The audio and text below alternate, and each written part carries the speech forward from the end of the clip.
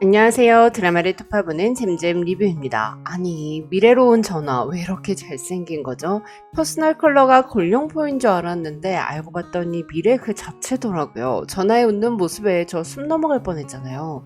이현은 지영이 돌아오고 싶어도 못 돌아오면 그땐 내가 널 찾겠다고 약조했었는데요.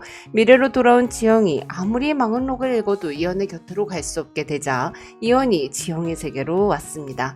지영을 찾은 이현은 처음부터 지영을 알아보았고 지영을 연모하는 상태인 과거의 기억을 전부 갖고 있는 이현이었습니다. 수락한 식구들처럼 환생한 게 아니었죠.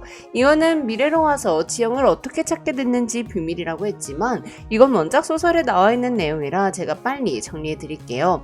특히 이현은 지영이 미래로 돌아온 지 몇 달이 지나서야 지영을 찾아왔습니다. 과연 이현은 언제 미래로 온 걸까요?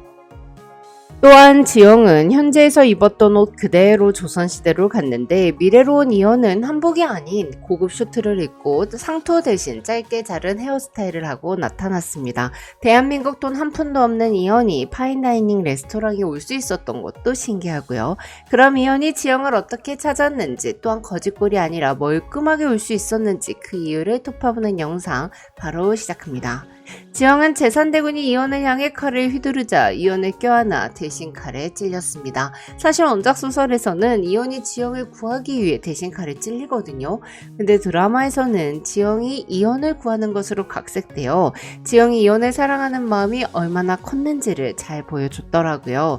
지영의 피가 마흔록에 떨어지자 마흔록에 적혀있던 활자들이 빛을 발하며 날아올라 지영의 온몸을 휘감아 올렸습니다.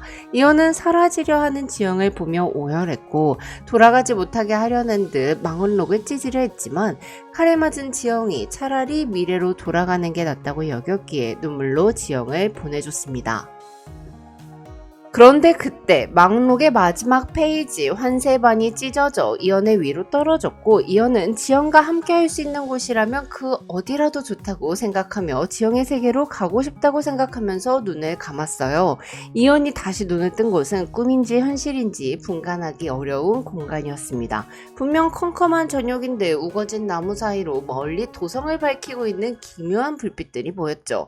이현이 눈을 뜬 건 바로 2025년의 월정 였는데요. 즉 장소는 그대로인데 시간만 약 500년 이상이 지나 있었던 거죠. 즉 조선시대에서 이현의 시신을 찾을 수 없어 실종 처리가 된 건 이현이 2025년으로 시간이동을 했기 때문이었습니다. 지영의 세계로 돌아가게 해주는 환세반이 이현을 지영의 세계로 가게 해준 거였죠. 이현이 바로 지영을 찾아오지 못했던 것은 그가 미래로 오자마자 교통사고가 났기 때문이었는데요.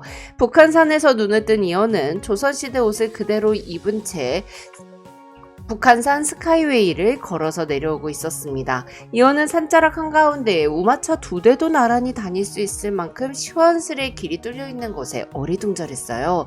그 순간 저 멀리서 알 수 없는 짐승의 포효 소리가 들려왔는데요. 생전 처음 들어보는 괴이한 울음소리가 나는 쪽으로 시선을 돌린 이현은 두 눈에서 휘황한 광채를 내뿜는 귀물이 자신을 향해 맹렬하게 달려오고 있어 놀랐습니다.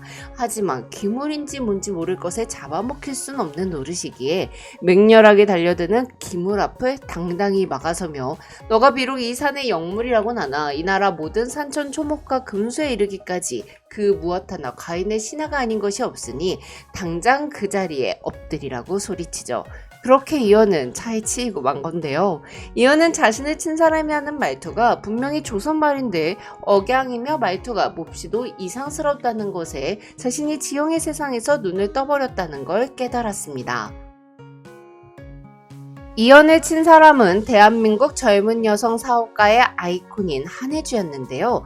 혜주는 자신이 친 남자가 자꾸 과인이 조선의 왕이라며 대령 숙수를 찾자 교통사고 때문에 머리를 심하게 다쳐 해리성 기억장애를 앓게 됐다고 생각했습니다. 한편 한혜주는 즉석 조리식품 브랜드 수라상 런칭을 준비하고 있었는데요. 병원에 입원한 이현이 어서 수라상을 올리라고 소리치자 한혜주는 수라상의 핵심 메뉴인 궁중 탕요리 용봉탕을 전자레인지에 넣고 돌려줍니다.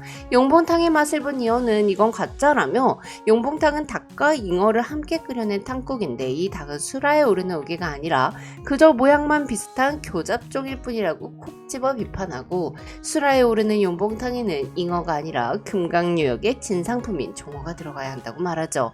이에 한혜주는 이온이 수라상의 레시피와 재료 하나하나의 맛을 정확히 알고 있다는 점을 이용해 프로젝트를 성공시키고자 이온에게 함께 일하자며 수라상의 요리 자문이 되어달라고 제안합니다. 이후 이온은 미래에 적응하는 과정을 밟는데요. 먼저 이온은 며칠째 스마트폰을 붙잡고 만지작거리며 모든 것을 검색하기 시작했습니다. 물론 스마트폰 속의 글자는 과거의 한글, 원문 표기법과는 적지 않은 차이가 있었지만 찬찬히 시간을 들이면 어렵지 않게 알아볼 수 있는 수준이었어요. 정작 이원을 당혹스럽게 만든 것은 현대식 한글 표기법이 아니라 쿠렌시크, 댄디하고 포멀한 이런 낯선 이국의 말들이었죠. 또한 이원은 검색을 통해 폐위된 자신이 폭군 연희군으로 역사에 기록된 것도 알게 됐는데요. 하지만 이원은 속상하지 않았습니다. 자신이 제산대군을 포함한 반정 세력을 제거함으로써 보위에 오른 진명대군이 성군이 되었기에 자신의 죗값을 치렀다고 생각했죠. 이후 한혜주는 상투를 튼 이원을 데리고 미용실에 갔는데요. 이원이 괴상한 의자에 앉은 상태로 미용사라 불리는 낯선 자에게 제 머리를 맡긴 지 두어씩경. 정수리에 틀어져 있던 상투는 온데간데 없고 그 대신 짧아진 머리카락이 눈썹 근처에서 찰랑거렸습니다.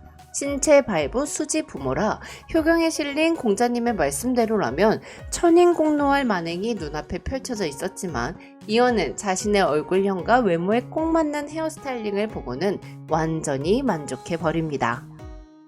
한편 한혜주는 차에 부딪힌 이연을 병원에 데려왔을 때만 해도 너무 경황이 없어서 제대로 살피지 못했는데 제대로 꾸며놓고 보니 놀랄 만큼 잘생긴 외모를 하고 있어 탐이 났습니다.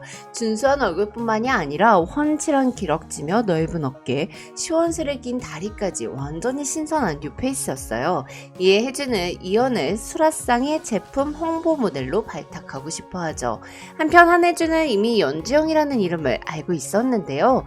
프랑스 요리대회에서 우승을 하고 최근에 앙팡의 새로운 셰프가 만든 궁중 다이닝 코스가 꽤나 유명세를 타고 있었거든요. 최근 들어 가장 떠오르는 신의 셰프인 지영을 모르는 사람은 요식업계 관계자 중에는 하나도 없었습니다. 그렇게 이어는 지영의 레스토랑으로 멀끔한 모습으로 찾아올 수 있었던 거죠. 그럼 전 다른 리뷰로 돌아올게요. 지금까지 잼잼 리뷰였습니다. 감사합니다.